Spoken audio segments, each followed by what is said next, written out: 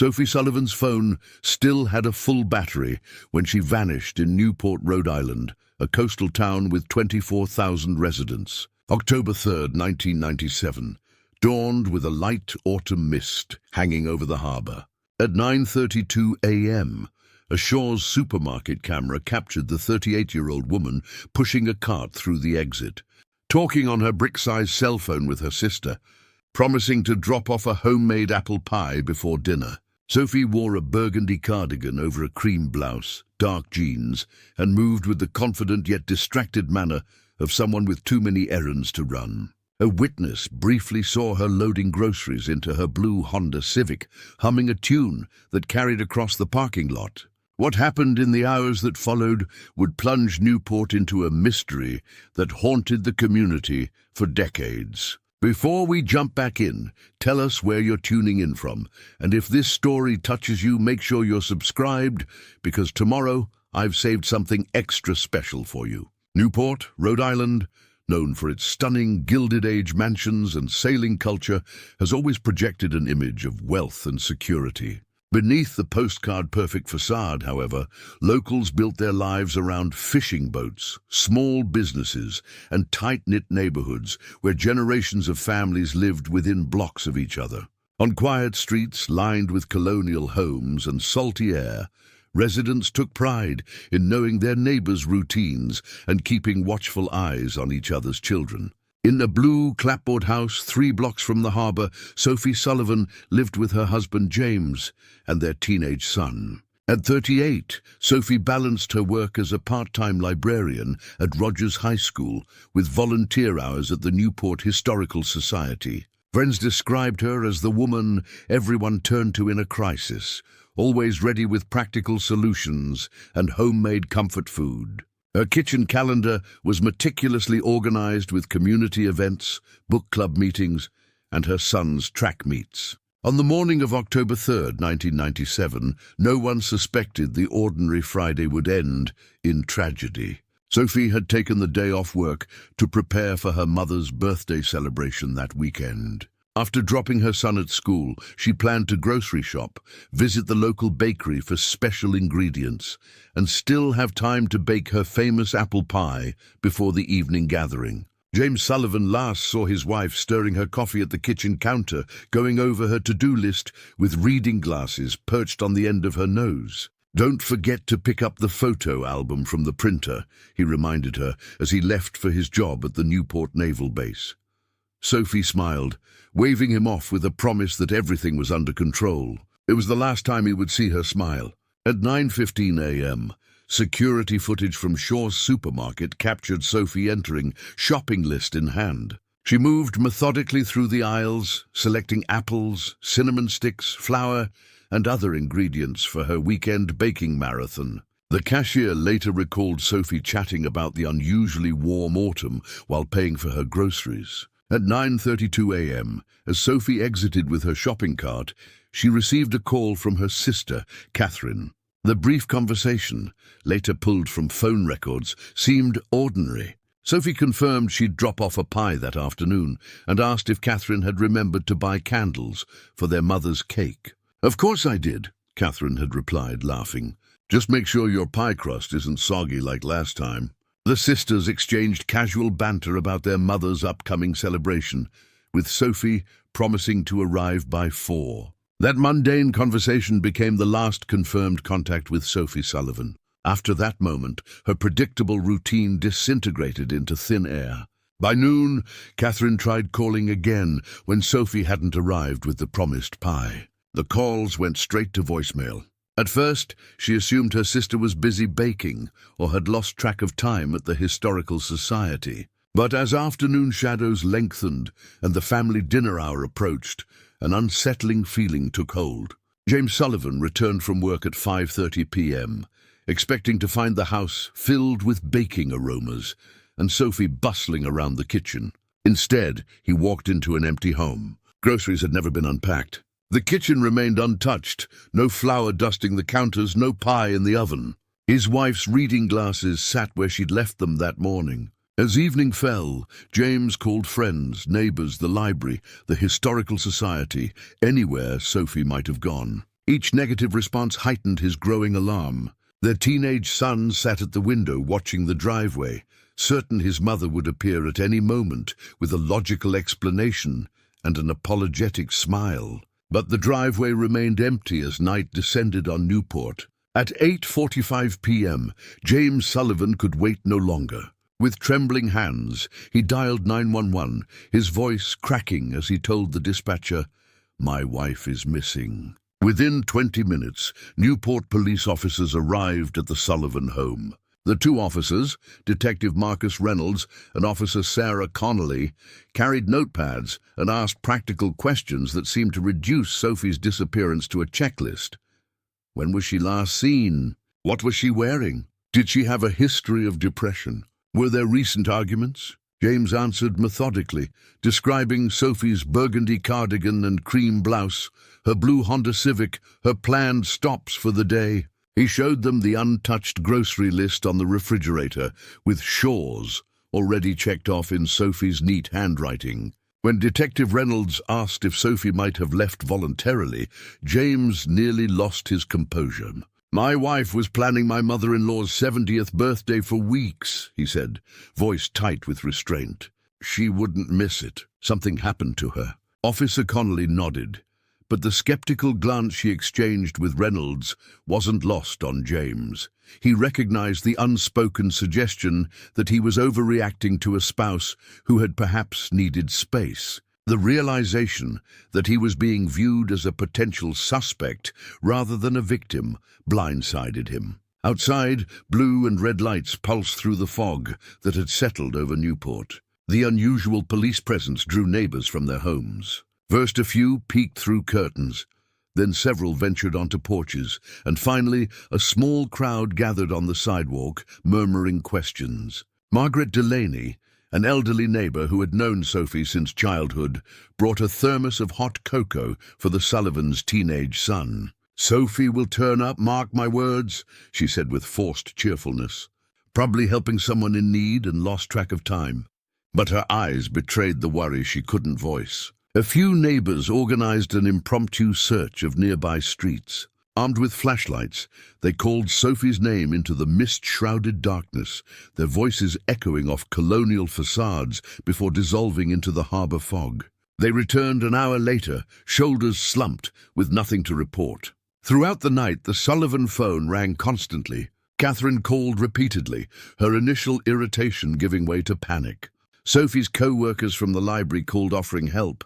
The Historical Society director phoned to say Sophie had never arrived for her afternoon volunteer shift. Each call added another fracture to the family's rapidly disintegrating sense of normalcy. By midnight, the Sullivan home had transformed from a warm family dwelling to the epicenter of an unfolding crisis. The police established a small command post in the living room. Maps of Newport spread across the coffee table, marking Sophie's known movements and possible routes. The teenager's friends arrived, forming a protective circle around him as he sat motionless on the stairs, watching adults transform his home into something foreign and frightening. When Newport Daily News reporter Daniel Cassidy arrived shortly after midnight, the neighborhood's concern turned into a media spectacle. Camera flashes illuminated James Sullivan's exhausted face as he stood on his front porch, pleading for information about his wife. The resulting photograph, James with one hand covering his face, his son leaning against him for support, appeared on the newspaper's website within hours under the headline, "Newport Woman Vanishes Without Trace." The story exploded across Rhode Island by morning. A disappearance might not be unusual in Providence, but in Newport's close-knit community, especially involving a well-known librarian and historical society volunteer, it sent shockwaves through every neighborhood, from the harbor to the mansions. Police left the Sullivan home around 2:30 a.m. after recording details and promising to issue a formal missing persons report immediately. They advised James to rest, though everyone understood sleep was impossible. As the front door closed behind them, James slumped onto the sofa, staring at Sophie's empty chair across the room. The house felt cavernous without her presence. She had always been the one who filled their home with warmth and purpose. Their son finally dozed off in the early morning hours, exhausted from fear and confusion. James sat beside him, stroking his hair as he had when the boy was small, wondering how to explain a situation he himself couldn't comprehend. Sophie had always been their family's anchor. Without her steady hand, James felt adrift in terrifying uncertainty. On Newport's fog-shrouded streets that night, whispered theories spread from house to house. The comfortable illusion of safety that had wrapped the coastal community for generations suddenly seemed as ephemeral as the mist itself. As dawn broke on October 4th, 1997, the question, "Where is Sophie?" had already embedded itself in the collective consciousness of Newport, transforming from a family's private nightmare into a community's shared fear. For Newport residents, October 4th dawned with an unfamiliar weight. Neighbors greeted each other with worried glances rather than casual hellos. Parents held children's hands tighter walking to school. All conversations eventually circled back to one topic: Sophie Sullivan's unexplainable disappearance. At 7:90 a.m., Newport Police Chief Thomas Moretti called an emergency briefing. In the station's conference room, officers gathered around a large map marked with Sophie's last known locations. "This is now our highest priority," Moretti stated firmly. "A mother and community member has vanished from a public place in broad daylight. We treat this as potentially criminal until proven otherwise." A search team formed quickly, including city police, Rhode Island State Police volunteers, and concerned citizens. Fluorescent flyers featuring Sophie's photograph and bold text, "Missing, have you seen Sophie Sullivan?" were printed and distributed across Newport County. Copies were taped to storefront windows, community boards, and lampposts, Sophie's warm smile looking out from every corner of the town she loved. The search began methodically, covering Sophie's regular routes and expanding outward. Teams focused first on the Shore's supermarket parking lot, where security cameras last captured her. Officers interviewed every store employee and reviewed additional footage, confirming Sophie had indeed left the store with her groceries at 9:32 a.m. and walked toward the lot's north section, where she typically parked. By mid-morning, the search expanded to include Easton's Beach and the Cliff Walk, places Sophie frequented for her morning walks. K-9 units tracked her scent from the Shore's parking lot toward Ocean Drive, but the trail grew confused near the intersection with Memorial Boulevard, suggesting she had traveled by car beyond that point. At noon, a significant breakthrough came when a jogger reported seeing Sophie's blue Honda Civic in the empty parking lot at Fort Adams State Park the previous day. The massive coastal fortification, usually bustling with tourists, had been relatively quiet on that October weekday. The jogger remembered noticing the car because it was one of only 3 vehicles in the spacious lot, but hadn't realized its significance until seeing the missing person flyers that morning. Police immediately redirected resources to Fort Adams. The sprawling 19th-century military installation, with its granite walls overlooking Narragansett Bay, became the center of the search operation. Officers cordoned off the parking area where a blue Honda Civic sat alone, its windows lightly fogged from the morning mist. James Sullivan was called to identify the vehicle. As he approached the car, escorted by Detective Reynolds, his steps faltered. "That's her car," he confirmed, his voice barely audible. "Those are her bumper stickers." The colorful decals, Newport Public Library, Rogers High School, and a faded Salt Life sticker were unmistakable. Officers approached the vehicle carefully, treating the area as a potential crime scene. When they opened the driver's door, the interior appeared undisturbed. Sophie's purse sat on the passenger seat, containing her wallet with credit cards and $47 in cash. Her cell phone rested in the center console, battery now dead. The keys hung from the ignition. In the back seat, bags from Shore's supermarket contained the groceries she'd purchased that morning. Apples, flour, cinnamon sticks for the pie she never had a chance to bake. Nothing suggested Sophie had planned to leave. Everything indicated she had stepped away momentarily and intended to return. But to where? And why at Fort Adams, over 3 miles from the supermarket? As forensic technicians processed the vehicle, search teams fanned out across the fort's grounds.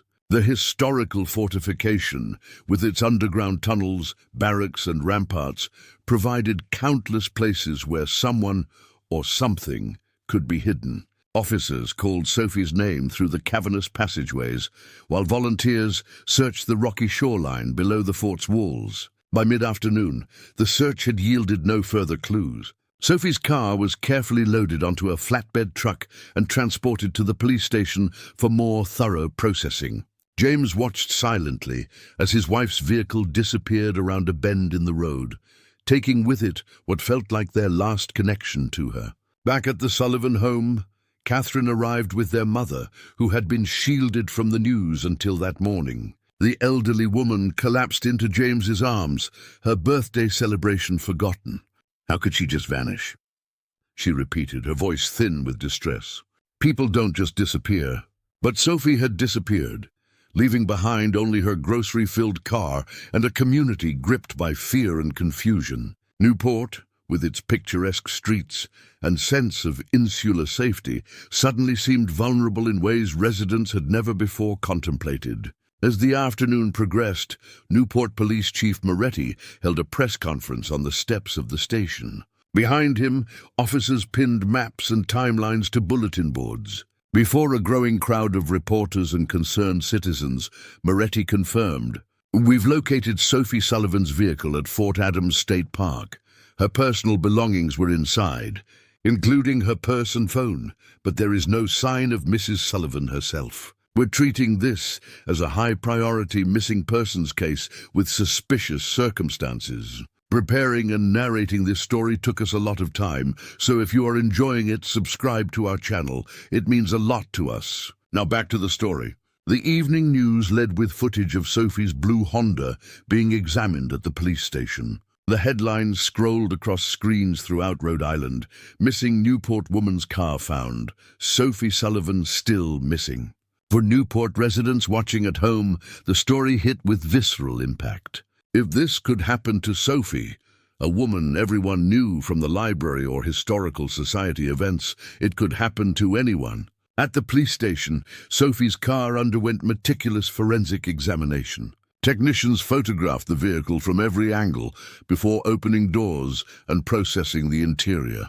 They dusted for fingerprints, collected fiber samples, and swabbed surfaces for DNA evidence. The process was painstaking, with each detail documented for what was rapidly evolving from a missing person case into a potential crime investigation. Inside the grocery bags, apples had begun to brown and dairy products were spoiling, silent testimony to the passage of time since Sophie's disappearance. A receipt pinned the Shaw's purchase to 9:28 a.m. the previous day, confirming the timeline established by security footage. The most concerning discovery came when technicians examined the trunk. There, on the dark carpet liner, they found a small stain that appeared to be dried blood. Under ultraviolet light, it glowed distinctly against the fabric. Carefully, a technician swabbed the sample and sealed it in an evidence vial. Whether it was connected to Sophie's disappearance remained unclear. It could be something as innocent as a leaking meat package from previous shopping trips.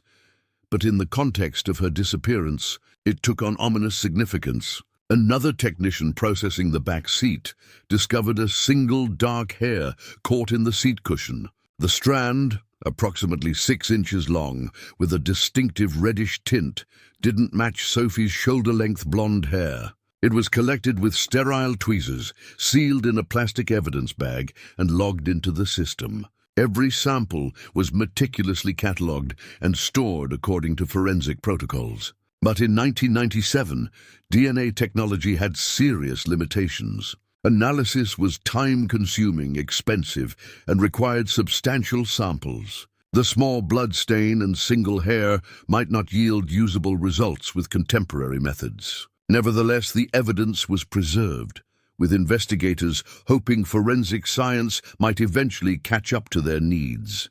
While technicians processed the car, detectives reviewed surveillance footage from cameras near Fort Adams. A single security camera at the park entrance captured Sophie's Honda entering the parking lot at 10:17 a.m. approximately 45 minutes after she left Shaw's. The grainy footage showed her car followed closely by a dark-colored pickup truck, which parked several spaces away before disappearing from the camera's limited frame. This new piece of evidence raised immediate questions. Why had Sophie driven to Fort Adams after grocery shopping? Was the pickup truck significant or merely coincidental? The camera hadn't captured clear images of either driver, and no footage showed what happened after the vehicles parked. Detective Reynolds theorized that Sophie might have arranged to meet someone at the fort, perhaps explaining the 45-minute gap between leaving Shaw's and arriving at Fort Adams. But who and why there when she was expected at her sister's home that afternoon? As evening fell, a preliminary report was compiled. The vehicle was found at Fort Adams State Park, approximately 3 miles from Shaw's supermarket. All personal belongings remained inside. No signs of struggle within the vehicle. A suspicious stain collected from the trunk carpet, along with an unidentified hair from the back seat. Surveillance showed possible following vehicle: dark pickup truck, make and model unclear due to video quality. For investigators, this report represented the first steps in a complex case. For the Sullivan family, it was a devastating confirmation that something terrible had likely happened to Sophie. That night, as Sophie's car sat sealed in the police garage, Newport residents double-checked their door locks and kept porch lights burning until dawn. Parents called children home earlier than usual. Neighbors exchanged phone numbers and promised to watch out for each other. In coffee shops, salons, and market checkouts, the conversation revolved around one question: how could someone vanish from a place as familiar as Shaw's parking lot, only to have their car turn up at one of Newport's most visited landmarks? The question hung over the community like the persistent coastal fog, obscuring clear vision while heightening the sense that danger lurked just beyond what could be seen. At the Sullivan home, James sat alone at the kitchen table long after their son had finally fallen into restless sleep. Sophie's to-do list remained on the refrigerator, her handwriting a painful reminder of plans never completed. Next to it hung their family calendar, Saturday's entry circled in red: Mom's 70th birthday. James stared at it. The cruel irony of a celebration turned to tragedy, washing over him in waves of grief and disbelief. Outside, a small group of neighbors maintained a vigil on the sidewalk, holding candles that barely pierced the dense fog. Their silent presence couldn't bring Sophie back, but it stood as a testament that she would not be forgotten. Not by her family, not by her friends, not by Newport. As October 5th dawned, Sophie Sullivan had been missing for 48 hours. Statistics on missing persons cases loomed unspoken in every investigator's mind.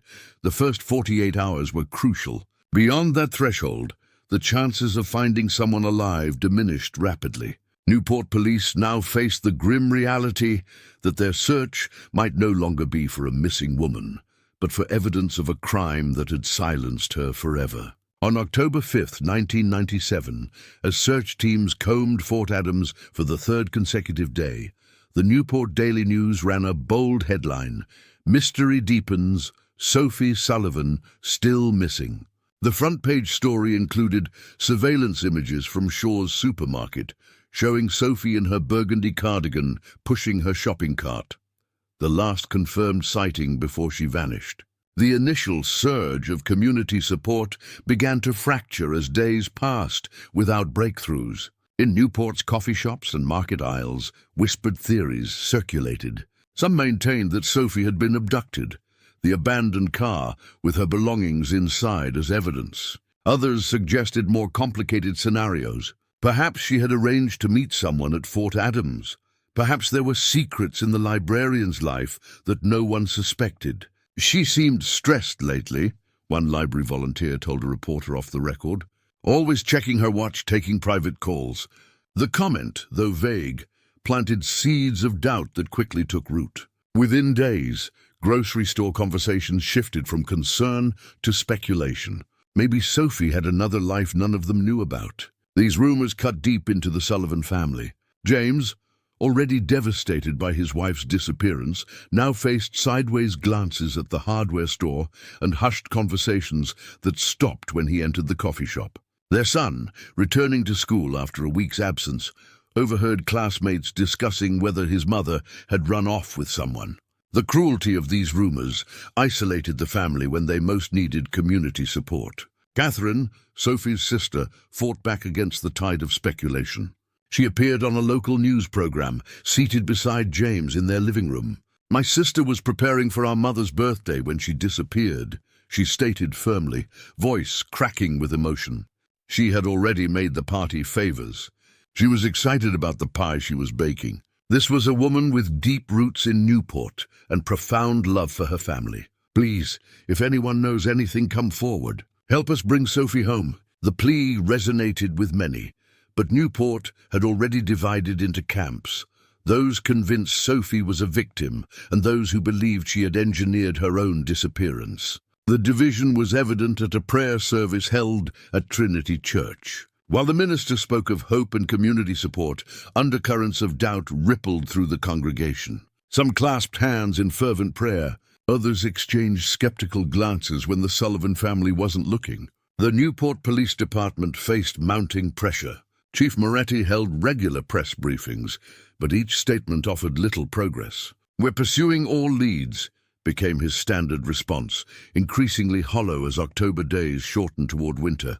Behind the scenes, investigators struggled with contradictory evidence. The bloodstain in Sophie's trunk had tested positive as human blood, but in 1997, DNA analysis was limited. They could confirm it was blood type O, matching Sophie's, but couldn't definitively identify it as hers. The single reddish hair remained a mystery, not matching any samples in their limited database. Surveillance footage from businesses along potential routes between Shores and Fort Adams revealed nothing conclusive. The dark pickup truck seen following Sophie's Honda into Fort Adams' parking lot became a focus of intense interest, but the grainy footage captured neither license plate nor driver. Officers canvassed Newport for similar vehicles, but in a coastal town where fishing and construction were common livelihoods, dark pickup trucks proved too numerous to narrow down effectively. By mid-November, media interest began to wane. Sophie's story, once dominating Rhode Island headlines, moved to inside pages. TV coverage decreased from daily updates to occasional mentions on anniversary dates, 1 week missing, 2 weeks, 1 month. For the public, life gradually returned to normal. For the Sullivan family, normalcy had been shattered beyond repair. James maintained Sophie's side of the closet untouched. Her reading glasses remained on the bedside table. Her library books sat in a neat stack, waiting to be returned. Each morning, he woke expecting to find her in the kitchen, only to face the renewed shock of her absence. Their son withdrew into himself, grades slipping, spending hours alone in his room with headphones, blocking out a world that had taken his mother, and then cruelly suggested she had chosen to leave. Catherine visited daily, bringing casseroles that went uneaten and sitting with James in silence that grew heavier with each passing week. Their mother, whose birthday had been the catalyst for Sophie's final errands, aged visibly, grief etching new lines around her eyes and mouth. The birthday that should have celebrated her 70 years instead marked the beginning of a nightmare without end.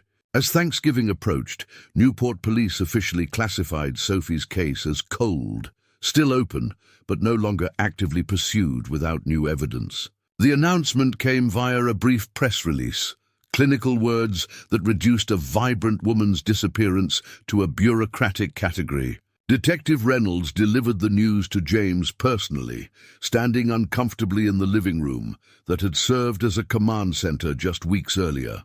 "We're not giving up," Reynolds insisted, avoiding James's eyes. "But we've exhausted current leads. The case will be reviewed periodically, and any new information will be immediately investigated."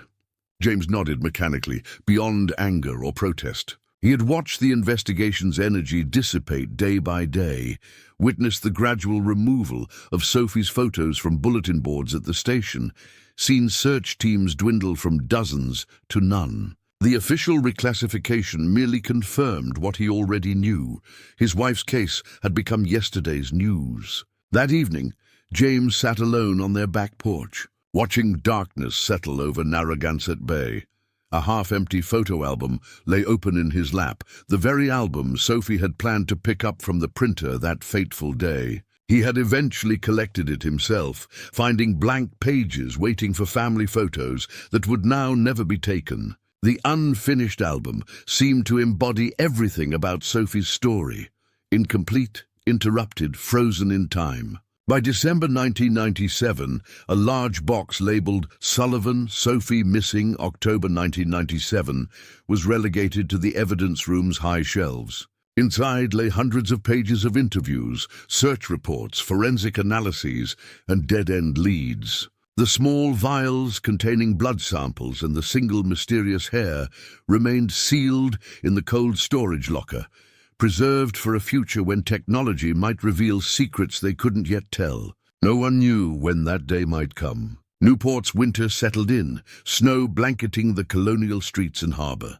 Holiday decorations appeared in windows, but the Sullivan home remained dark. James declined invitations for Christmas dinner, unable to face celebrations that only highlighted Sophie's absence. Their son spent the holiday with Catherine's family, finding temporary comfort in cousins who didn't ask difficult questions, and an aunt who sometimes looked so much like his mother that he could pretend, just for moments, that Sophie was still present. New Year's Eve 1997 passed without the traditional Sullivan gathering that had brought neighbors together for decades. As 1998 arrived, the reality settled over Newport that Sophie Sullivan had not simply disappeared for a day or a week or a month. She had vanished from their community, leaving a void that time was already teaching them to navigate around rather than fill. In the years that followed, Sophie's disappearance became part of Newport's unofficial history, a story told to newcomers in hushed tones, a cautionary tale that parents invoked when teenagers stayed out too late. Remember, Sophie Sullivan became shorthand for the fragility of safety in even the most picturesque communities. James continued working at the naval base, his colleagues long since trained not to ask about Sophie or comment on anniversary dates that appeared in small newspaper remembrances. Their son graduated high school and left for college in Boston, putting physical distance between himself and a town that would always associate him with tragedy. Catherine maintained the annual ritual of placing flowers at Fort Adams on October 3rd, standing alone where her sister's car had been found, whispering prayers into the wind off Narragansett Bay. For Newport police, Sophie's case joined dozens of others in the cold case files, reviewed occasionally by new officers or when similar cases emerged, but generating no breakthroughs. Detective Reynolds, who had led the initial investigation, retired in 2003, carrying Sophie's unsolved disappearance as one of his deepest regrets. At his retirement party, he confessed to colleagues that he still dreamed of finding her, still woke sometimes with new theories that led nowhere. By 2007, a decade after Sophie vanished, the annual remembrances had dwindled to immediate family. The Newport Daily News ran a small article on the 10th anniversary, interviewing James briefly. His hair now grey, face deeply lined, he spoke with resignation rather than hope. "We've accepted that we may never know what happened to Sophie," he told the reporter. "But we still want the truth for whatever closure it might bring." The truth, however, seemed as elusive as ever. The investigation had gone nowhere for 10 years. Sophie's file gathering dust alongside other unsolved cases that Newport preferred not to remember. Technology had advanced. DNA testing had improved dramatically. But without new evidence to test, these advancements offered little hope for Sophie's case. Then in January 2018, more than 20 years after Sophie Sullivan disappeared, a new face appeared in the Newport Police Department's cold case unit. Detective Lydia Ortiz, 36, transferred from Providence with a reputation for relentless investigation and an interest in cases others had abandoned. Having studied forensic science in the era of DNA profiling, Ortiz brought both technical knowledge and fresh perspective to decades-old mysteries. During her orientation to Newport's cold files, Ortiz pulled Sophie Sullivan's box almost at random, intrigued by the thickness of the file and the local notoriety of the case. Reading through the yellowed pages late into the night, she found herself drawn to the details that had never connected. The 45-minute gap between Shaw's and Fort Adams, the mysterious pickup truck, the single reddish hair, the blood in the trunk that matched Sophie's type but had never been conclusively identified. This case wasn't thoroughly exhausted, Ortiz noted in her personal journal. It simply reached the limits of 1997 technology and resources. After reviewing every document, Ortiz focused on the physical evidence, specifically the blood sample and unidentified hair still preserved in cold storage. Modern DNA technology could potentially extract profiles from samples considered too small or degraded in the 1990s. More importantly, genetic genealogy, a technique using DNA databases to identify relatives of unknown subjects, had revolutionized cold case investigation since 2015. Ortiz drafted a proposal to reopen Sophie Sullivan's case, specifically requesting budget allocation for advanced DNA testing and genealogical research. Her supervisor, initially skeptical about investing resources in a 20-year-old disappearance, reluctantly approved a limited investigation after Ortiz emphasized the new technological approaches unavailable to the original investigators. Before approaching the Sullivan family with renewed hope, Ortiz needed to ensure the physical evidence remained viable. She signed out the sealed samples from cold storage, handling the small vials with reverence, knowing they represented the last physical connection to a woman missing for over 2 decades. The samples were carefully packaged and sent to a specialized forensic laboratory in Boston that had pioneered genetic genealogy techniques. While awaiting results, Ortiz immersed herself in reconstructing Sophie's final known day. She visited Shaw's supermarket, noting how the parking lot had changed since 1997, but retaining the same basic layout. She drove the potential routes between Shaw's and Fort Adams, timing each option to understand the 45-minute gap. She walked Fort Adams Park, standing where Sophie's car had been found, trying to see the location through the eyes of someone who had chosen it either as a meeting place or a disposal site. Most crucially, Ortiz compiled a detailed database of unsolved disappearances and murders within a 100-mile radius of Newport between 1990 and 2000. She searched for patterns, similar victim profiles, abandoned vehicles, locations near water, anything that might connect Sophie's case to others and potentially identify a serial predator who had escaped detection. In late February 2018, the lab results arrived in a sealed envelope. Ortiz closed her office door before opening it, heart racing as she scanned the technical jargon for conclusions. The blood in Sophie's trunk was definitively confirmed as hers, not surprising but still significant. The more remarkable finding concerned the mysterious reddish hair.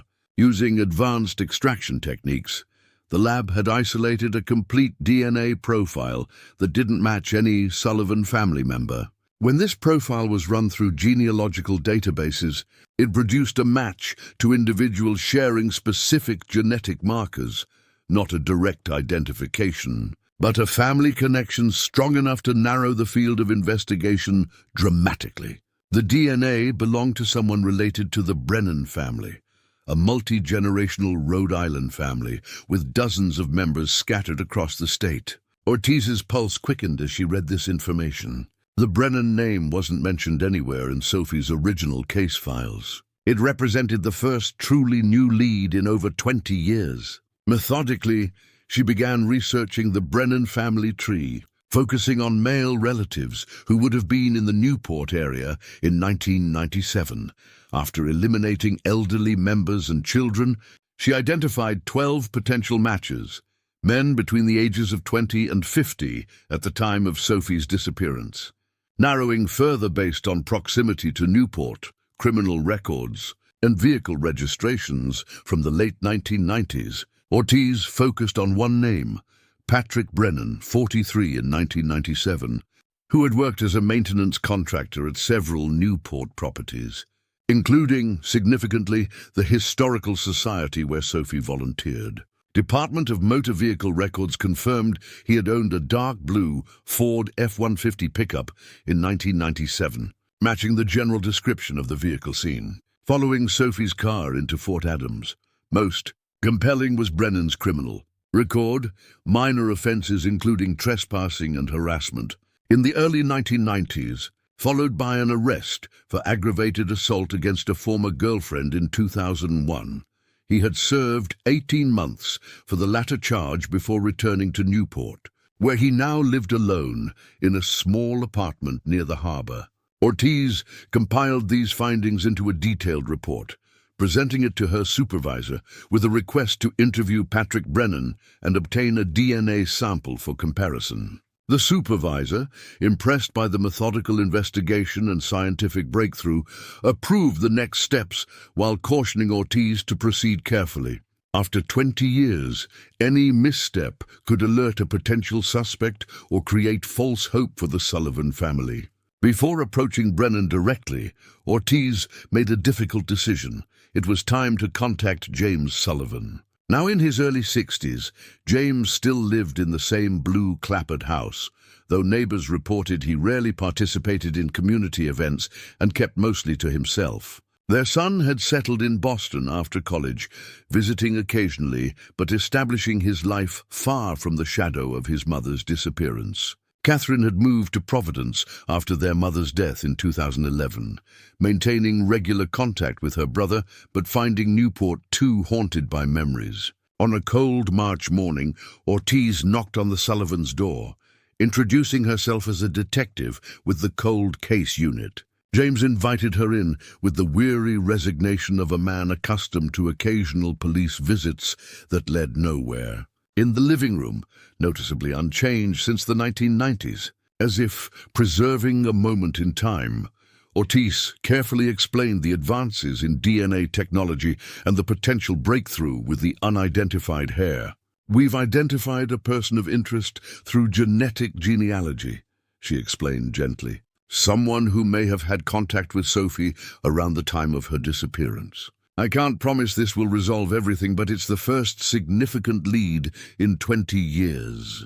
James stared at her, emotions warring on his face, hope he hardly dared feel, the protective skepticism of someone repeatedly disappointed, and raw grief that had never fully healed. "After all this time," he whispered, "I'd almost convinced myself we'd never know."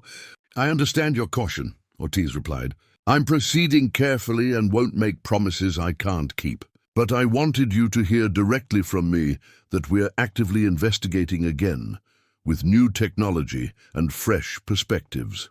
For the first time in years, James Sullivan allowed himself to imagine learning the truth about his wife's fate. As Ortiz left, promising to keep him informed of significant developments, he stood on the porch watching her car disappear.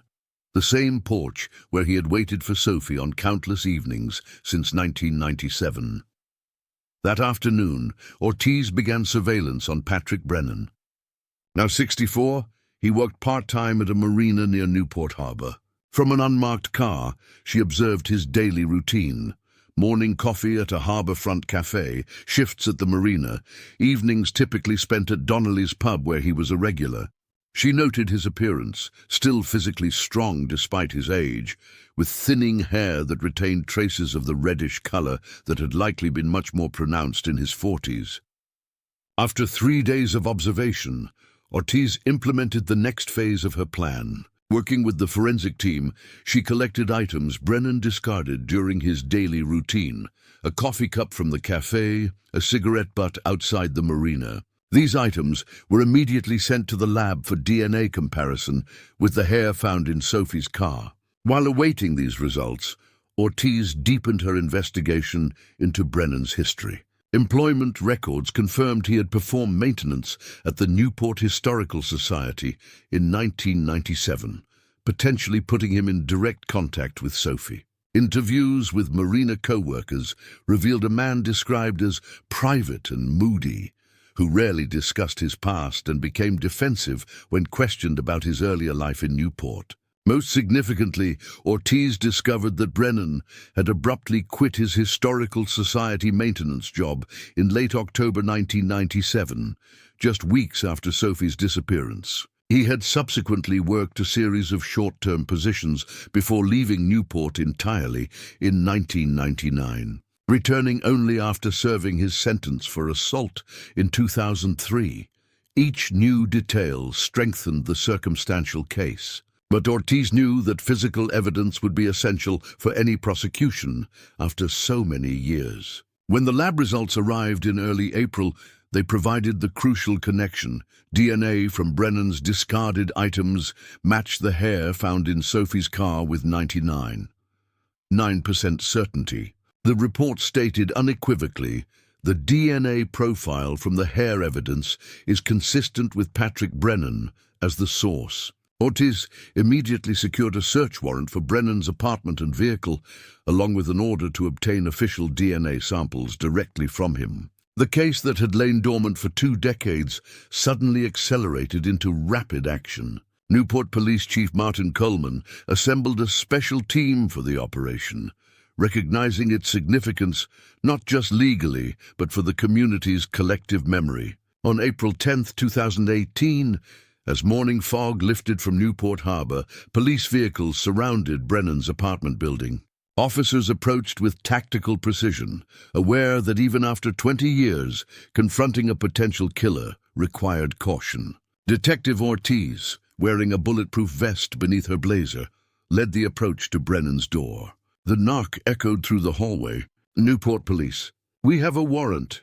Moments later, Patrick Brennan opened the door, confusion giving way to wariness as he saw the officers. His eyes darted from face to face before settling on Ortiz, somehow recognizing her authority despite her being the only woman among the group. "Patrick Brennan," Ortiz stated formally, "we have a warrant to search these premises in connection with the disappearance of Sophie Sullivan in October 1997. At the mention of Sophie's name, unspoken in police interviews for nearly 20 years, Brennan's face visibly paled. His hands trembled slightly as officers guided him to a chair while others began the methodical search of his apartment. Ortiz observed his reactions carefully, noting the nervous glances toward his bedroom closet and the way he flinched when an officer opened a locked metal box found under his bed. The search yielded several items of interest.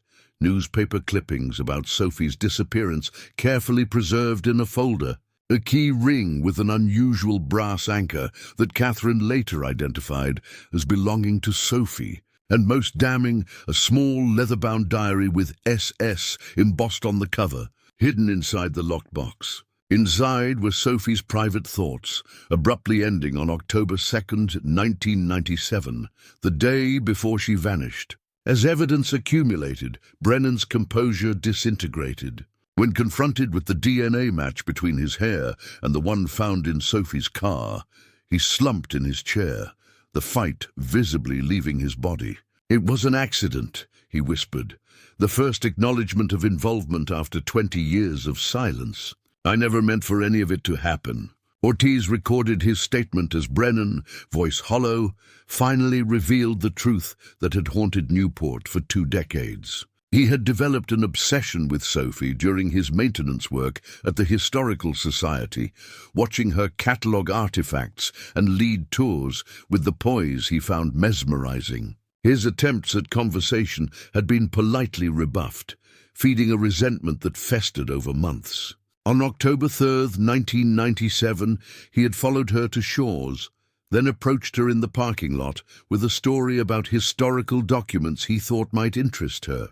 He suggested meeting at Fort Adams to show her these alleged papers, and Sophie, always dedicated to the Historical Society's collection, agreed to the brief detour before delivering her sister's pie. At Fort Adams, when Sophie realized there were no documents and attempted to leave, Brennan panicked. A struggle ensued in which Sophie fought fiercely, scratching him, screaming for help, before he struck her with a heavy flashlight he kept in his truck. The blow to the back of her head had killed her instantly. Horrified by what he'd done, Brennan hid Sophie's body temporarily in her own trunk while deciding what to do. That night, he returned with his truck, transferred her to a weighted tarp, and dropped her into the deep waters off Castle Hill, a busy, remote point where Narragansett Bay meets the Atlantic Ocean. He kept her diary and keychain as disturbing mementos of the woman he had obsessed over and ultimately destroyed. As Brennan's confession poured out in the small apartment, officers radioed for a marine recovery team to search the waters off Castle Hill. Ortiz placed him under arrest, reading his rights with a voice that remained professional despite the emotional weight of the moment. After 20 years, Sophie Sullivan's fate was finally known. Not the voluntary disappearance some had cruelly suggested, but a violent end at the hands of a man whose obsession had turned deadly. News of Brennan's arrest spread through Newport like wildfire. Reporters gathered outside the police station, cameras capturing footage of the handcuffed suspect being escorted inside. Within hours, Sophie's story reclaimed front-page headlines. Arrest made in 1997 cold case, Sophie Sullivan mystery solved after 21 years. For James Sullivan, the news brought the terrible confirmation of what he had long feared but needed to know. When Ortiz arrived at his home to deliver the news personally, he received it with quiet dignity. "She fought him," Ortiz told James, knowing this detail mattered. "The evidence always showed she fought hard to come home to you and your son." James nodded, tears streaming down his weathered face. "She would have." That was Sophie. She never gave up on anything that mattered. The April 2018 arrest of Patrick Brennan shocked Newport to its core. The community that had speculated, whispered, and eventually forgotten about Sophie Sullivan suddenly confronted the horrifying truth. The killer had lived among them for decades, drinking at their pubs, working at their marina, walking their colonial streets while carrying an unspeakable secret. For the first time since October 1997, Newport residents gathered spontaneously at Fort Adams, placing flowers where Sophie's car had been found. The impromptu memorial grew daily. Candles, handwritten notes, photos of Sophie from old newspaper clippings. Many messages expressed a collective guilt. "We should have remembered you. We're sorry we ever doubted. Newport failed you, Sophie." At the Sullivan home, James sat with his son, now a 38-year-old Boston architect who had returned immediately upon hearing of Brennan's arrest. Together, they sorted through family albums, allowing themselves to remember Sophie as she had lived rather than as she had vanished. For the first time in decades, they spoke her name freely, sharing stories that had been too painful to voice, while her fate remained unknown. "Mom would hate being the center of attention like this," the son said softly, gesturing toward the window, where reporters occasionally still gathered. James nodded, a small smile breaking through grief. "She always said she wanted to be remembered for her work, not herself. Library books properly shelved, historical records accurately catalogued. That was her idea of legacy." Detective Lydia Ortiz maintained a careful distance from the media frenzy, focusing instead on building an airtight case. The evidence against Brennan was substantial. His DNA matching the hair in Sophie's car, his possession of her personal items, and most crucially, his detailed confession. However, without Sophie's remains, prosecutors worried about potential challenges in court. On April 17th, 1 week after Brennan's arrest, the Marine Recovery Team located what they had been searching for. In the deep waters off Castle Hill, divers recovered human remains, wrapped in tarp and weighted with chains. The discovery sent fresh shockwaves through Newport. After 21 years hidden beneath Atlantic waters, Sophie Sullivan was finally coming home. The medical examiner confirmed the remains were Sophie's through dental records and DNA comparison. The examination also corroborated Brennan's confession, evidence of blunt force trauma to the back of the skull, aligned with his account of striking her with a flashlight. More poignantly, the examination revealed defensive wounds on Sophie's hands and forearms, confirming what the evidence had long suggested. She had fought desperately to survive. When Ortiz delivered this news to James, his response surprised her. Rather than additional grief, a certain peace seemed to settle over him. "She never stopped trying to come back to us," he said. "Even at the end, she was still Sophie, determined, brave." Rhode Island's legal system moved with unprecedented speed, recognizing the community's need for resolution. On May 8, 2018, Patrick Brennan appeared in Newport County Courthouse for arraignment. The small, historic courtroom overflowed with spectators, reporters, community members, and most prominently, 3 generations of the Sullivan family seated in the front row. Brennan, now a gray-haired man shuffling in handcuffs and prison orange, barely resembled the maintenance worker who had stalked Sophie decades earlier. As charges were read, first-degree murder, kidnapping, evidence tampering, and improper disposal of human remains, he kept his eyes downcast, responding only with a quiet, "guilty" to each count. The judge, acknowledging both the confession and overwhelming evidence, accepted the plea without trial. Noting the particular cruelty of allowing the Sullivan family to suffer uncertainty for 21 years, she sentenced Brennan to life imprisonment without possibility of parole, the maximum penalty under Rhode Island law. As Brennan was led away, James Sullivan stood. In a voice steady, despite its emotion, he addressed the court. "For 21 years, my wife was missing but never forgotten. Today, justice has a name and a face. Sophie can finally rest and Newport can begin to heal." His words made headlines across New England.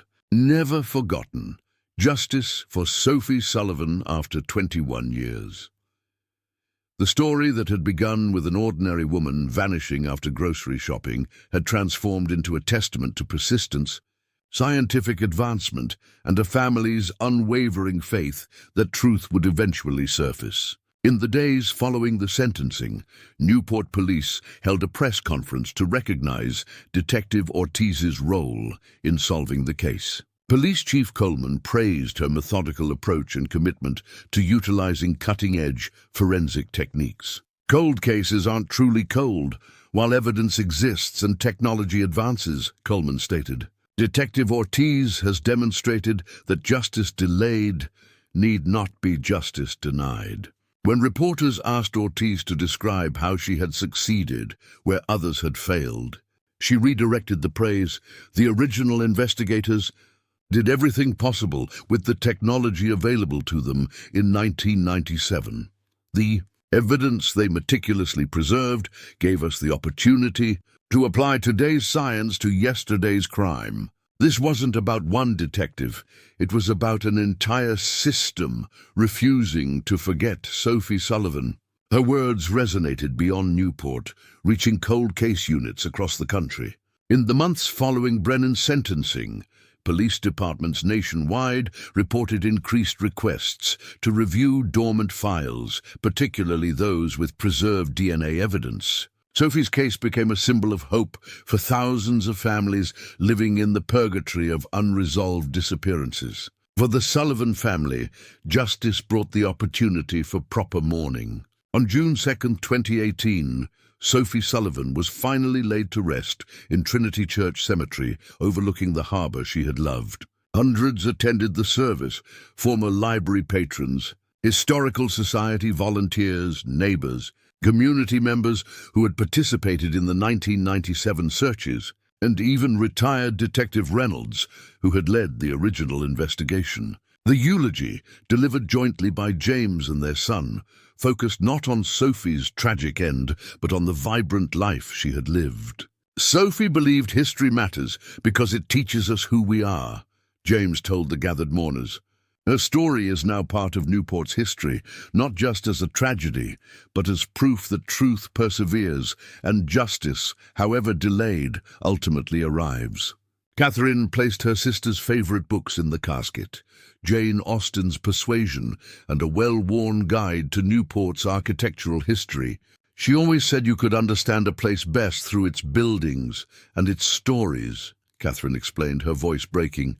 Sophie loved Newport's stories, and now she's part of them forever. As Sophie was laid to rest, a remarkable transformation occurred in Newport. The community that had fractured in 1997, divided by rumors, suspicions, and eventually apathy, reunited in collective remembrance. Neighbors who had stopped speaking during the years of speculation reconnected. Those who had doubted Sophie's character sought forgiveness from the Sullivan family. Most significantly, Sophie's case catalyzed a formal program within the Newport Police Department dedicated to reviewing unsolved disappearances. Funded partially by community donations and supported by grants focused on genetic genealogy applications, the initiative aimed to bring resolution to other families trapped in the limbo of unanswered questions. Detective Ortiz was appointed to lead this specialized unit, bringing her expertise in modern forensic techniques to cases long considered hopeless. Within the first year, her team identified promising leads in 3 additional disappearances from the early 2000s. For Ortiz, Sophie Sullivan's case had evolved from professional achievement to personal mission, ensuring that no family endured decades of uncertainty if scientific advancement could provide answers. The ripple effects extended beyond Newport's borders. Rhode Island State Police established enhanced protocols for evidence preservation, specifically designed to protect DNA samples for future analysis as technology continued to evolve. Lawmakers introduced legislation mandating regular review of cold cases with preserved biological evidence, recognizing that tomorrow's science might solve today's unsolvable crimes. James Sullivan, finding unexpected purpose in his grief, became an advocate for families of missing persons. He established the Sophie Sullivan Foundation, providing resources for DNA analysis in cases where financial constraints limited investigation. Speaking to groups across New England, he emphasized the importance of preserving evidence and the power of refusing to let cases grow truly cold. Time doesn't heal all wounds, he often told audiences, but time does bring new tools, new technologies, and new opportunities for truth to emerge. Never stop asking questions. Never stop preserving evidence. Never stop believing that what seems impossible today may be possible tomorrow. For Sophie and James's son, his mother's case had profound professional implications. As an architect, he had always focused on creating modern structures. After Brennan's conviction, he began specializing in historic preservation, working to restore Newport's aging buildings. My mother believed in preserving the past so future generations could learn from it, he explained at a project unveiling. In architecture and in justice, what we protect today becomes tomorrow's foundation. On October 3, 2019, the 22nd anniversary of Sophie's disappearance, Newport dedicated a new reading room at the public library in her honor. The Sophie Sullivan Memorial Collection specialized in local history and preservation, housing the very records she had once helped catalog as a volunteer. A small bronze plaque featured her photograph and the inscription, "Knowledge preserved is never truly lost." At the dedication ceremony, Catherine shared a memory that captured her sister's essence. "When we were young, Sophie insisted on repairing our family photo albums when they started falling apart. She spent weeks carefully removing each picture, reinforcing the pages, and replacing everything exactly as it had been. When I asked why she didn't just buy new albums, she said, 'Some things are worth preserving properly, not just replacing.' And that was Sophie. She understood that how we care for our past shapes our future. The ceremony concluded with James unveiling a special collection, Sophie's personal diaries, recovered from Brennan's apartment, now donated to the Historical Society as first-person accounts of Newport in the 1990s. Sophie recorded everyday life in this community, weather patterns, changing storefronts, local events that newspapers didn't cover, James explained. She was writing history without realizing it. Now her observations will help future generations understand Newport as she knew it. Patrick Brennan, meanwhile, began serving his life sentence at the maximum security adult correctional institutions in Cranston. Isolated from other inmates due to the high-profile nature of his crime, he occupied a small cell where he would spend the remainder of his life contemplating the irreparable damage caused by his actions and the 21 years of freedom he had experienced while Sophie lay hidden beneath Atlantic waters. The final chapter of Sophie Sullivan's story unfolded in ways no one could have anticipated. In December 2020, Detective Ortiz's cold case unit received an unexpected communication from Patrick Brennan. Through his prison counselor, he expressed willingness to provide information about other crimes he had witnessed or known about during his decades in Newport. Initially skeptical, Ortiz approached the offer with caution. Prison informants often exchanged information for privileges, and Brennan, serving life without parole, had little to gain. However, the possibility that he might help resolve other families' suffering warranted investigation. In the sterile prison interview room, Ortiz faced Brennan for the first time since his sentencing. The man before her seemed diminished, his former intimidating presence reduced to slumped shoulders and vacant eyes. When she asked why he had requested the meeting, his response was unexpected. "There's a spot near Brenton Point where they're planning to build condominiums next year," Brennan said flatly. "Before they break ground, someone should look under the old boathouse foundation. There's a woman buried there. Her name was Rachel. She disappeared in 1994. The information led to a carefully controlled excavation revealing skeletal remains later identified as Rachel Winters, a 26-year-old waitress who had vanished while walking home from her shift at a harbor restaurant in August 1994. Her disappearance, occurring before Sophie's higher-profile case, had received minimal investigation and had been attributed to Rachel likely leaving town to escape mounting debts. Brennan denied killing Rachel, but admitted helping a now-deceased fishing boat captain named Michael Harmon dispose of her body after Harmon strangled her during an argument. The revelation sent shockwaves through Newport's law enforcement community. They had potentially missed connections between disappearances that might have identified Harmon and even prevented Sophie's murder.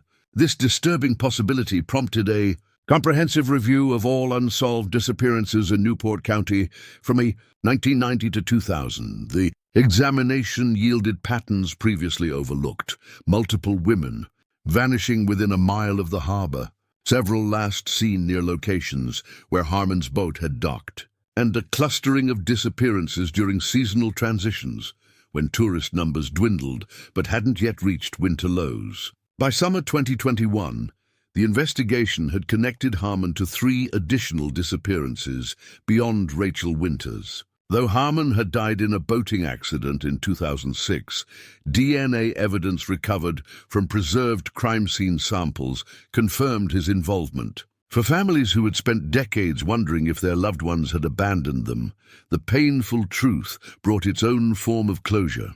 The expanding investigation created an unexpected bond between James Sullivan and the families of Harmon's victims. Having navigated the terrain of prolonged uncertainty, followed by devastating truth, James became a quiet mentor to those newly facing what he had endured for 21 years. Together, they formed a support network that extended beyond Newport to connect with families of missing persons throughout New England. On the 25th anniversary of Sophie's disappearance in October 2022, Newport hosted a regional symposium on cold case investigation and support for families of the missing. The event brought together law enforcement professionals, forensic scientists, mental health specialists, and family advocates to address both the investigative challenges and the human cost of unresolved disappearances. Detective Ortiz, now heading Rhode Island's statewide cold case division,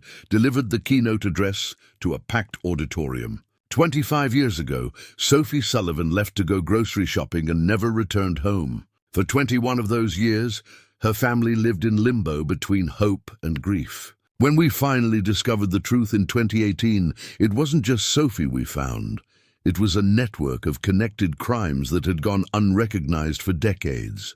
She continued, gesturing toward a wall displaying photographs of victims whose cases had been solved in the aftermath of Brennan's confession. Each of these individuals was someone's Sophie, someone's missing piece. By refusing to let one case grow truly cold, we ultimately brought resolution to 7 families across 3 decades. This is the power of persistence, the value of preserved evidence, and the promise of advancing technology. James Sullivan followed Ortiz at the podium, his once dark hair now completely silver, his face bearing the lines of grief transformed into purpose. When Sophie disappeared, I wanted only one thing: to know what happened to my wife. Over time, I realized that knowing matters not just for individual peace, but for collective justice. Each solved case creates a ripple effect, potentially connecting to others, revealing patterns, preventing future tragedies. He paused, surveying the audience of professionals and family members. The most dangerous thing we can do with the missing is to forget them. The most powerful thing we can do is remember, not just their disappearances, but their lives, their names, their stories. Sophie was not defined by how she left this world, but by how she lived in it, with compassion, curiosity, and commitment to preserving what matters. That's the legacy we honor by never giving up on finding the truth, no matter how many years pass. As James concluded, attendees rose in standing ovation, not merely for his words, but for the transformation they represented. From a desperate husband searching for his missing wife to an advocate helping others navigate similar journeys, his evolution embodied the symposium's central message: tragedy, when met with persistence and community support, could become a catalyst for profound change. The impact of Sophie Sullivan's case continued expanding through systems and institutions that had failed her in 1997. Rhode Island's legislature passed the Sullivan Act in 2023, mandating specialized training for officers handling missing persons cases, establishing protocols for evidence preservation specifically designed for future technological advances, and creating a public database connecting disappearances that might reveal patterns across jurisdictions and decades. Newport Community College introduced a forensic science scholarship in Sophie's name, supporting students pursuing careers in DNA analysis and genetic genealogy. The first recipient, a young woman whose own aunt had disappeared in 1985, embodied the program's purpose, transforming personal loss into professional commitment to solving other families' mysteries. Perhaps most poignantly, the original investigators who had been forced to classify Sophie's case as cold in 1997 found unexpected redemption. Retired Detective Reynolds, who had carried the unsolved case as his greatest professional regret, was invited to join the Cold Case Review Board as a civilian consultant. His institutional knowledge of Newport's history and first-hand experience with the limitations of earlier investigative tools made him invaluable in contextualizing evidence from decades-old cases. At a ceremony recognizing his contribution, Reynolds shared a perspective that resonated deeply with current investigators. In 1997, we reached the limits of what was possible with the tools we had. We preserved everything we could, hoping future detectives would have better methods. Detective Ortiz didn't solve Sophie's case because we failed. She solved it because we refused to give up, even when we had to move on. That's the essence of cold case work: passing the torch faithfully, preserving the flame until conditions are right for it to illuminate the truth.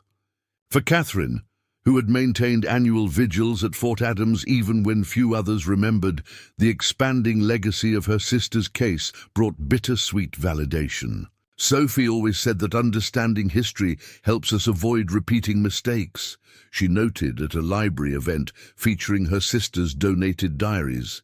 Her case has quite literally changed history, changing how missing persons are investigated, how evidence is preserved, how families are supported. She would have hated being the center of attention, but she would have loved knowing her story made a difference. The Sophie Sullivan Foundation continued growing, eventually establishing chapters in every New England state.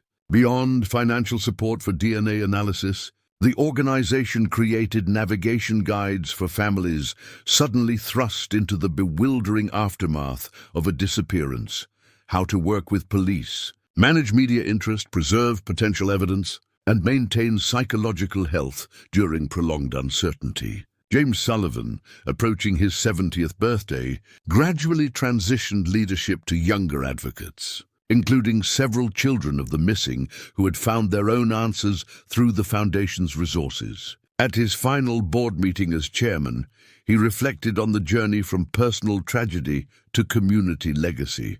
When Sophie disappeared in 1997, I felt utterly alone, despite the initial outpouring of support. As weeks passed, people returned to their lives while mine remained frozen in October 3rd. I couldn't have imagined then that 25 years later, her name would become synonymous with hope for so many families. Sophie always believed in the power of community and the importance of remembering. The foundation that bears her name embodies both. In Newport, the story of Sophie Sullivan evolved from a cautionary tale about safety to a testament to scientific advancement, investigative persistence, and a community's capacity for redemption. Port Adams State Park, once shadowed by the mystery of her abandoned car, now included a small memorial garden where visitors could learn about advances in cold case investigation and the importance of never assuming someone who vanished had simply chosen to leave. The blue-clapboard house where the Sullivan family had lived became a landmark of sorts, not officially designated, but known throughout Newport as Sophie's house. When James eventually decided to move to a smaller place closer to his son's family in Boston, the new owners embraced the property's significance, maintaining Sophie's garden and occasionally welcoming visitors who had connections to the case or the foundation. On the 30th anniversary of Sophie's disappearance in 2027, Newport Harbor glowed with hundreds of floating lanterns, each bearing the name of someone found through cold case investigation in the decades since Sophie's resolution. The Sullivan family, James, now remarried to a kind woman who had lost her own spouse, their son and his children.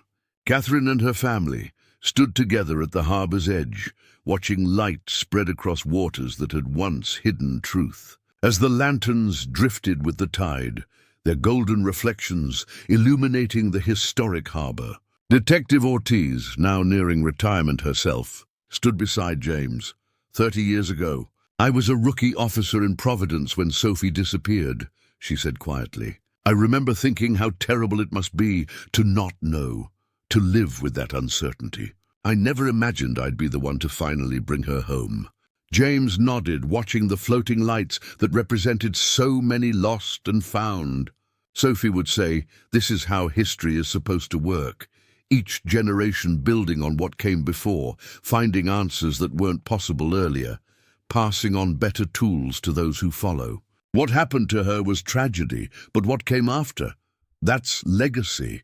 The lanterns continued their journey toward the open ocean, their lights visible long after darkness had fallen completely. For those watching from Newport's shore, they represented not just those who had been found, but the promise that others, still hidden, might yet come to light, their stories incomplete but not forgotten, their truths delayed but not denied. In the soft glow spreading across Narragansett Bay, Sophie Sullivan's final gift to Newport shimmered, the enduring power of remembrance and the quiet certainty that, given time and persistence, even the deepest waters eventually reveal what they have hidden. In April 2023, 5 years after Patrick Brennan's conviction brought closure to the Sophie Sullivan case, Detective Lydia Ortiz faced an unexpected challenge. While organizing files in her expanded cold case unit office, she discovered a small package wedged behind a filing cabinet. The dusty manila envelope bore no return address, only a handwritten note, "Cold Case Unit, Rhea Sullivan." Carefully opening it, Ortiz found a weathered flash drive and a typed note. "I witnessed something at Fort Adams, October 3rd, 1997. I was too afraid to come forward then. I'm dying now and can't take this to my grave." Tah! The discovery sent a chill through Ortiz. The Sophie Sullivan case had been definitively closed with Brennan's confession and conviction. The evidence had been overwhelming. His DNA under Sophie's nails, her diary and keychain in his possession, and his detailed confession describing how he'd killed her after she rejected his advances. What new information could possibly emerge after all this time? Protocol demanded she investigate. Ortiz documented the package, logged the flash drive into evidence, and had the cybersecurity team verify it contained no malware before viewing its contents. 2 days later, she sat in a secure room as the IT specialist opened a single video file dated October 3rd, 1997. The grainy footage, clearly from a handheld camcorder, showed Fort Adams from an elevated vantage point, likely Castle Hill across the bay. Despite the distance and poor quality, Ortiz could make out Sophie's blue Honda in the parking lot, and nearby, a dark pickup truck matching Brennan's vehicle. The timestamp showed 10:43 a.m. As Ortiz watched intently, the video captured 2 figures near the cars, a woman in what appeared to be a burgundy top and a taller man. They seemed to be talking, not arguing. Then something unexpected happened. A third person approached from another vehicle parked just out of frame. This figure, clearly male, wearing what looked like a uniform, joined the conversation. Minutes later, the 3 walked together toward the fort entrance, disappearing from view. Ortiz replayed the footage repeatedly, her mind racing. Brennan had confessed to acting alone, claiming he'd lured Sophie to Fort Adams with a story about historical documents, then killed her when she tried to leave. His confession mentioned nothing about a third person. The timestamp created further confusion.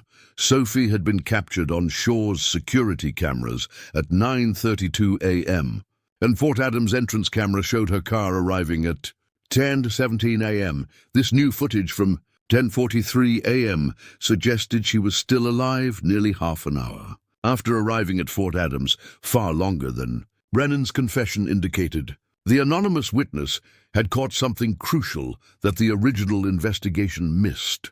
But what did it mean for the case? Was Brennan's confession incomplete?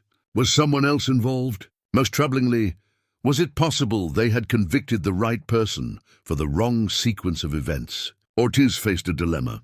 Reopening a closed case with a confession and conviction risked public confusion and potential legal complications. Yet ignoring potential evidence would betray her commitment to truth, regardless of timing or convenience. After a sleepless night weighing options, she scheduled a meeting with her supervisor, District Attorney Richard Hargrove, and James Sullivan. The meeting took place in Hargrove's wood-paneled office overlooking Newport Harbor. James Sullivan, now in his late 60s but still carrying himself with quiet dignity, listened silently as Ortiz explained the anonymous package and showed the video on a secure laptop. "I need to be completely transparent with you, Mr. Sullivan," Ortiz said gently.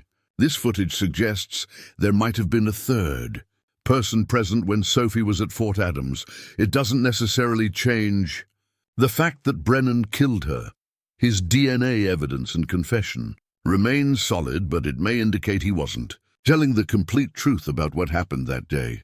James stared at the frozen image on the screen, the distant figures including his wife in her burgundy cardigan, alive and walking toward the fort. His voice was steady when he finally spoke. "After 30 years in the Navy, I learned that sometimes the truth isn't neat or simple. Sophie deserves the whole truth, Detective Ortiz, whatever that might be." The district attorney appeared less enthusiastic. "Detective," Brennan confessed, "his DNA was under Sophie's nails. He led us to her remains. We have a solid conviction. Introducing new complexity could create unnecessary pain for the Sullivan family and potentially undermine public trust in our justice system. Ortiz understood the concern but remained firm. So we built this cold case unit on the principle that every victim deserves the complete truth, regardless of timing or political convenience. If there's more to Sophie's story, we owe it to her and her family to find it.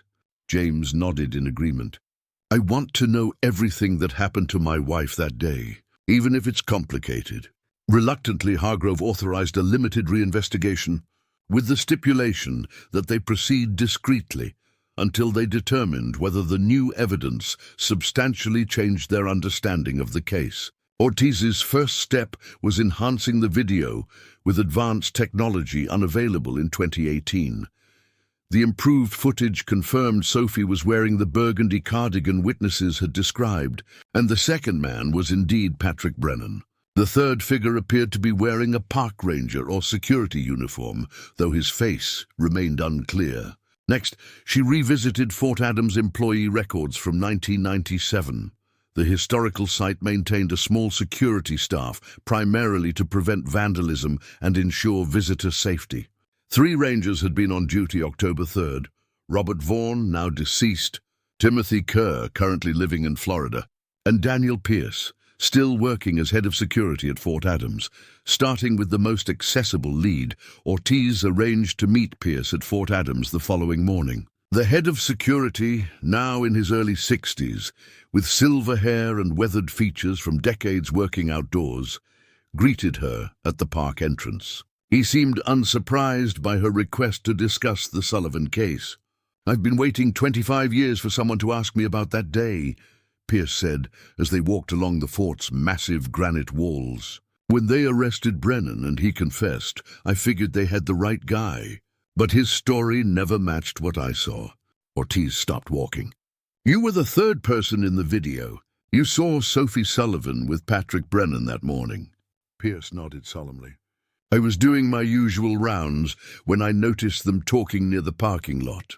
It didn't look heated, more like a professional conversation. Brennan was showing her something on a clipboard. I approached because visitors weren't supposed to be in that section of the parking lot. It was reserved for staff. What happened when you reached them? Ortiz asked, recording the conversation with Pierce's consent. Brennan introduced her as Sophie from the Historical Society. Said they were discussing some artifacts found during maintenance work. Asked if they could take a quick look at the northwest bastion where the items were supposedly discovered. It seemed legitimate. Brennan did maintenance work at several historical sites, including here occasionally. I walked them to the bastion, then got called away for a situation with some teenagers trying to climb the outer walls. What time did you leave them? Around 10:50, I'd guess. What they were looking at, nothing seemed off. And you never mentioned this during the original investigation? Ortiz kept her tone neutral, though the question carried weight. Pierce looked away, shame evident in his posture. They never asked me specifically about that morning. When her car was found, I was on vacation for a family wedding in Maine. By the time I returned, the investigation had moved on. Then years passed, and when they finally arrested Brennan, he trailed off. I convinced myself that what I saw wasn't important since they got the right guy. But I always wondered about the timing. Brennan claimed in his confession that he killed her almost immediately after they arrived, but I saw them together at least 30 minutes after her car pulled in. This revelation created a significant discrepancy with Brennan's confession. He had claimed, Sophie realized, there were no documents immediately upon arriving at Fort Adams, attempted to leave, and then he killed her in a panic. Pierce's account suggested they spent considerable time together at the fort before whatever transpired between them. Following this lead, Ortiz tracked down Timothy Kerr in Florida. During a video call, the retired ranger confirmed Pierce's account, adding that he'd seen Brennan's truck leave Fort Adams around noon, nearly 2 hours after Sophie's arrival. He'd noticed because Brennan was driving unusually fast along the winding road leading from the fort. With mounting questions, Ortiz felt she had no choice but to interview Patrick Brennan himself. Now in his late 60s, Brennan was serving his life sentence at the Rhode Island Adult Correctional Institutions. When Ortiz entered the prison interview room, she found a diminished version of the man she'd arrested 5 years earlier. Thinner, grayer, eyes dulled by the monotony of incarceration. "I figured you'd come eventually," Brennan said without preamble. "Someone was bound to notice the holes in my story." "Why did you lie about what happened at Fort Adams?" Ortiz asked directly. "We know you didn't kill Sophie immediately after arriving. Park rangers saw you walking with her to the Northwest Bastion at least 30 minutes after you both arrived." Brennan stared at his handcuffed wrists for a long moment. "Does it matter? I killed her," I confessed. "I'm where I belong. It matters to her family. It matters to the truth." "The truth," Brennan echoed, a bitter smile crossing his face. "The truth is messier than what I told you. I didn't want Sophie to die that day. I really did have historical documents to show her, letters found during maintenance at the Historical Society building. I thought," he paused, "I thought if I could impress her with something historically significant, she might see me differently." "So what happened?" Ortiz pressed. "We spent almost an hour discussing the letters, walking through different sections of the fort. I kept finding reasons to extend our time together. She was polite but professional, excited about the historical find, not about me. When she checked her watch and said she needed to leave to deliver a pie to her sister, I panicked. I asked her to have coffee with me sometime. She declined gently, saying she was married and needed to go. And that's when you attacked her." Brennan closed his eyes. "I grabbed her arm, told her I'd been watching her for months, that we had a connection she wasn't acknowledging. She pulled away, said she was going to report me to the Historical Society. I saw everything I wanted slipping away, my job, my fantasy about her. The flashlight was in my pocket. I didn't plan it. I just reacted." "Where did this happen?" "The Underground magazine, the ammunition storage area. It's isolated, especially in October when visitor numbers drop. He swallowed hard. "After she fell, I realized what I'd done. I hid her body in a disused storage room until after closing. That night, I returned with my truck, moved her to her car trunk temporarily, then took her to Castle Hill." The revised timeline matched the ranger testimonies and the anonymous video. It painted a clearer but no less tragic picture of Sophie's final hours. Not a sudden attack in a parking lot, but a longer interaction that ended in violence when Brennan's obsession collided with rejection. Ortiz brought these findings to James Sullivan and District Attorney Hargrove. In the DA's office, James listened silently to the revised account of his wife's final hours. "So she wasn't afraid," he said finally. "She went willingly to the fort, thought she was helping with something historically significant." A tear slid down his weathered cheek. "That sounds like Sophie. Does this change anything legally?" Hargrove asked Ortiz. "No, Brennan's guilt is not in question. His confession, though incomplete, acknowledged premeditation in hiding the body. The DNA evidence remains conclusive. The only significant change is our understanding of the timeline and circumstances leading to Sophie's death." "Then why pursue this?" Hargrove pressed. James answered before Ortiz could. "Because the truth matters. Because Sophie deserves to have her final hours accurately recorded. Because history, personal or public, should be preserved with integrity." He turned to Ortiz. "My wife spent her life ensuring historical records were accurate. She would want nothing less for her own story." With James Sullivan's support, Ortiz prepared a comprehensive report documenting the revised timeline based on the video evidence and witness testimonies. The report acknowledged that while the legal outcome remained unchanged, Brennan was undeniably guilty of Sophie's murder. The factual record needed correction. In June 2023, the Newport Cold Case Unit released a public statement clarifying the timeline of Sophie Sullivan's final hours. The press coverage was respectful, focusing on how advances in video enhancement technology had allowed investigators to piece together a more complete picture of the tragedy. Most importantly, the clarification honored Sophie's actual behavior that day. Not a victim lured by obvious deception, but a dedicated professional who had remained committed to her work at the Historical Society even during what proved to be her final hours. For Newport's cold case unit, the epilogue to Sophie's case reinforced a crucial lesson, that justice encompasses more than conviction. It includes commitment to the most complete truth possible, even when that truth emerges years after legal resolution. The anonymous video's source remained a mystery until November 2023, when Ortiz received a letter from the daughter of a man named Edward Callahan. He had been an amateur filmmaker documenting Fort Adams for a personal project on October 3, 1997. From his vantage point at Castle Hill, he had inadvertently captured Sophie and Brennan in the distance. When Sophie's disappearance became news, he reviewed his footage, but felt the grainy, distant video wouldn't help.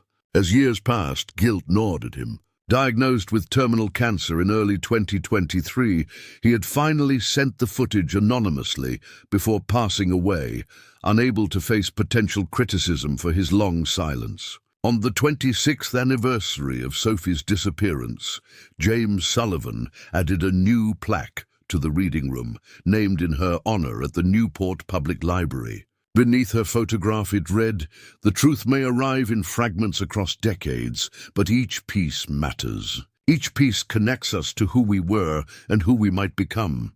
And the words honored not just Sophie's life, but the enduring impact of her case on how Newport approached its unsolved mysteries. With patience, persistence, and unwavering commitment to complete truth, no matter how long that truth took to fully emerge. The Sullivan Foundation expanded its mission to include funding for video enhancement technology for cold case units nationwide. The program, named Fragments of Truth, recognized that in the digital age, overlooked visual evidence might contain crucial details that become visible only with technological advancement. For Detective Lydia Ortiz, the final chapter of the Sullivan case shaped her approach to all subsequent investigations. She implemented new protocols, ensuring that evidence was periodically reviewed with the latest technology. Recognizing that what seemed insignificant through yesterday's lens might prove revelatory through tomorrow's. In her office at the expanded cold case unit, Ortiz kept a framed quote from Sophie Sullivan's diary, recovered from Brennan's apartment. "History isn't just grand events and famous figures. It's everyday moments, seemingly minor details, and ordinary people whose stories, when woven together, reveal the full tapestry of who we were." The words reminded her daily that in cold case work, as in history, patience and perspective often reveal truths that initial investigation cannot see. The Newport community embraced this final chapter of Sophie's story, not as a reopening of wounds, but as confirmation of their collective journey toward healing. The case had evolved from a shocking tragedy that shattered their sense of security, to a decades-long mystery that tested their unity, to a testament of how truth, pursued with dedication and enhanced by advancing technology, eventually finds its way to light. For the Sullivan family, the clarified timeline brought unexpected peace. Sophie's final hours had been spent doing what she loved, engaging with history, helping preserve knowledge for future generations. Though her life ended in tragedy, her last day had not been defined solely by fear and deception, but also by her passionate commitment to her work. This knowledge, though bittersweet, allowed James. Sophie seemed completely at ease, asking Brennan about the historical significance of, and their son to remember Sophie as she truly was until her final moments, dedicated, enthusiastic, and wholly herself. As Newport Harbor's lights reflected on the water during the annual lantern ceremony honoring victims of cold cases, James Sullivan stood beside Detective Ortiz. 26 years, he said softly. And still, there were pieces of Sophie's story we didn't know. Ortiz nodded. Sometimes truth is like those lanterns on the water. We can see the light, but the full shape only becomes clear as we draw closer. Sophie would like that metaphor, James smiled. watching the golden reflections ripple across the harbor. She always said history isn't a destination you reach once and for all. It's a conversation that continues as long as people care enough to listen. As the lanterns drifted toward the open sea, their light mingled with the emerging stars, reminders that some forms of illumination persist long after their earthly sources have vanished. In Newport, Sophie Sullivan's story continued evolving, not as a mystery to be solved, but as a legacy that taught generations of investigators, families, and community members that truth, pursued with patience and integrity, remains worth seeking, no matter how many years or technological advances it might require to fully emerge. Up next, you've got two more standout stories right on your screen. If this one hit the mark, you won't want to pass these up. Just click and check them out. And don't forget to subscribe and turn on the notification bell so you don't miss any upload from us.